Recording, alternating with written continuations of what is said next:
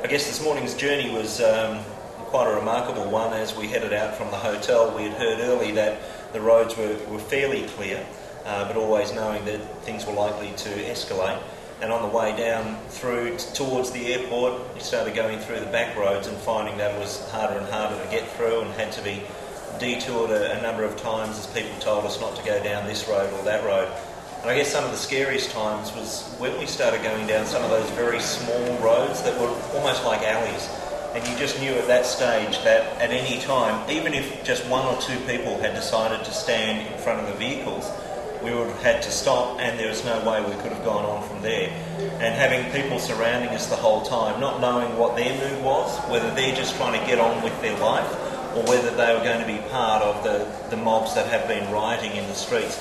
You just had no way of knowing what the mood was out there. And we saw a couple of people at a couple of times that seemed fairly angry, a couple of people with weapons. So we really didn't know what the feeling was out there.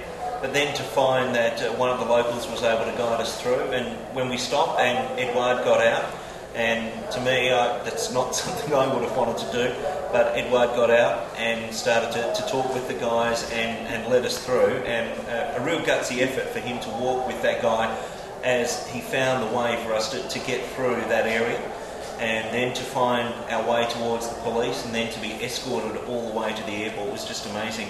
And I think it really shows God's protection. But the thing that really hits me is that very soon we're going to be flying out of here, but there are just thousands upon thousands of Haitians here who are still likely to be caught up in that kind of thing. And we immediately think of the office staff from Compassion here in Haiti and of their safety, but beyond that, people within the projects and the young children. And it just seems like such a tragic waste for this to be happening, for so many people to be affected. And I'm just hoping that the Haitian people are able to pull together and that something can be done. These people are just crying out. It's not that they want better wages or better conditions as we would find back at home. They're not wanting an extra 13% on their wages. They just want to eat. They just want to be able to live. They want to be able to feed their families. And it's so tragic that is not happening at the moment, and we're just seeing things escalate at the moment. And we're glad that we're getting out, but we're very mindful of the fact that there are so many people left behind here who are getting caught up in this through no fault of their own.